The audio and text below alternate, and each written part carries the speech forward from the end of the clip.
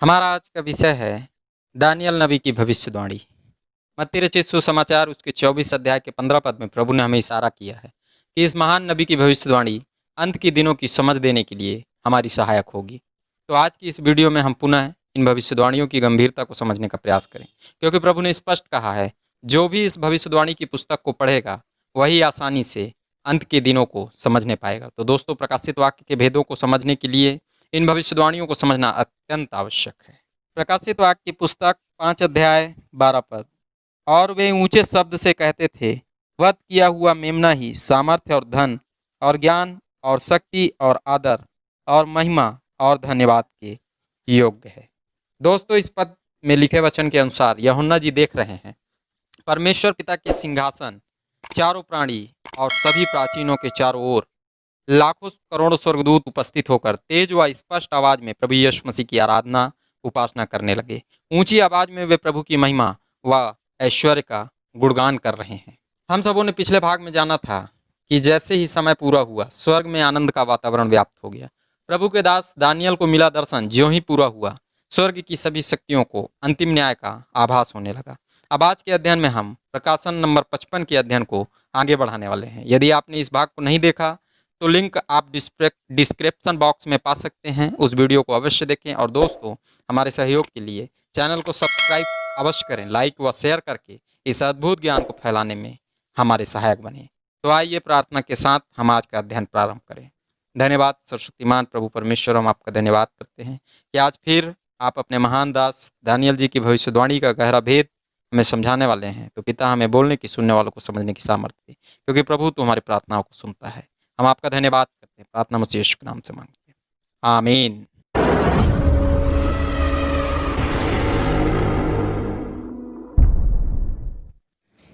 प्रभु यीशु मसीह के नाम में आप सबों को जय मसीह की। यह कोई प्रमाण नहीं, सिर्फ और सिर्फ बाइबल की भविष्यवाणियों की गणनाओं पर आधारित अध्ययन है। दोस्तों, इतिहास बताता है इस्लाम धर्म के तीसरे खलीफा, जिनका नाम उमर था, वे सन 644 ईस्वी में इस्लाम के राजा बने। उन्होंने बहुत सारे क्षेत्रों पर कब्जा किया। पवित्र भूमि के उस क्षेत्र पर भी उन्होंने कब्जा किया जिस भूमि पर यरूशलेम का मंदिर बना था। उस भूमि को पवित्र करके नित्य होम बलियों का चढ़ाया जाना पूर्णतः बंद किया। हालांकि यह कार्य परमेश्वर की योजना के अनुरूप था।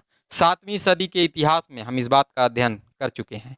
दानियल नबी की पुस्तक उसके 11 अध्याय के 31 पद के अनुसार भविष्यवाणी एक राजा के विषय में की गई थी। मेरे अध्ययन के अनुसार यह राजा इस भविष्यवाणी से मेल खाता है। दोस्तों, दानियल जी की इस भविष्यवाणी में यह भी लिखा है कि उसके सहायक अर्थात उस राजा के सहायक 39 साल बाद दंड के 40वें वर्ष में सन 683 ईस्वी में इस्लाम के 5वें खलीफा मुआविया जी बने। उनके द्वारा उसी पवित्र भूमि में एक इमारत खड़ी की गई, जिस इमारत का नाम टॉम ऑफ द रॉक अर्थात अक्ल मस्जिद है।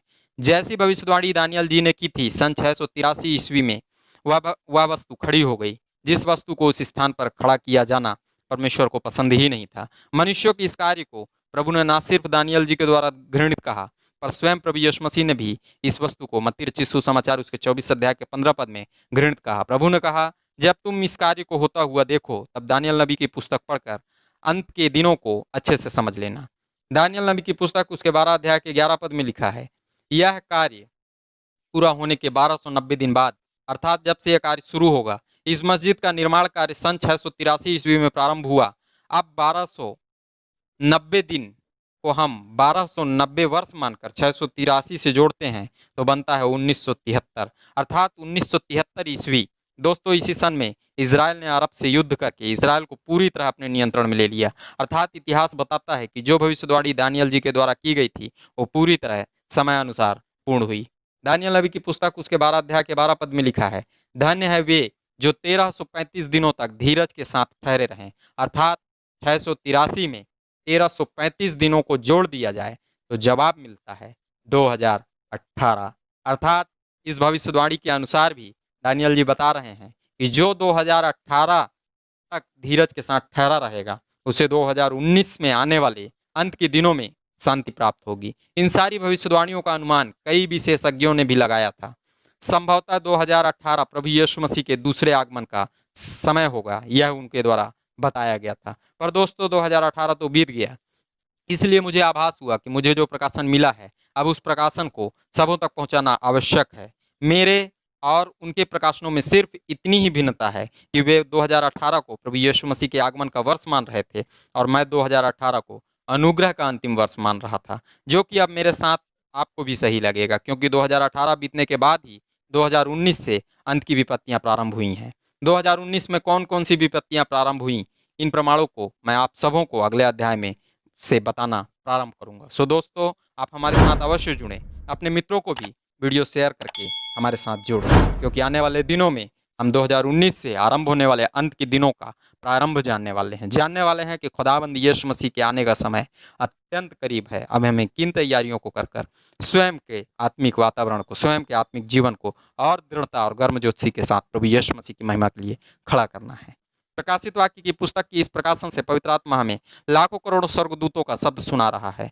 इस शब्द में वे सभी मिलकर प्रभु की महिमा स्तुति कर रहे हैं। दोस्तों, अब तक के अध्ययनों में हमसे जुड़े प्रत्येक विश्वासी भी इस बात को अच्छी तरह से समझ चुके होंगे कि हम भी अंत के दिनों में प्रवेश कर चुके हैं।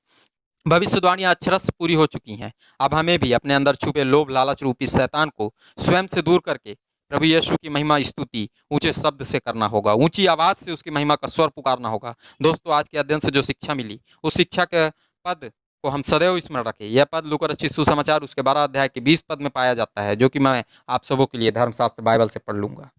परंतु परमेश्वर ने उससे कहा, हे मूर्ख, इसी रात तेरा प्राण तुझसे ले लिया जाएगा। तब जो कुछ तूने इकट्ठा किया है वह किसका होगा। आप सबों ने इस अध्ययन को सुना, आप सबों का बहुत बहुत धन्यवाद। प्रभु यीशु मसीह के नाम में आमीन।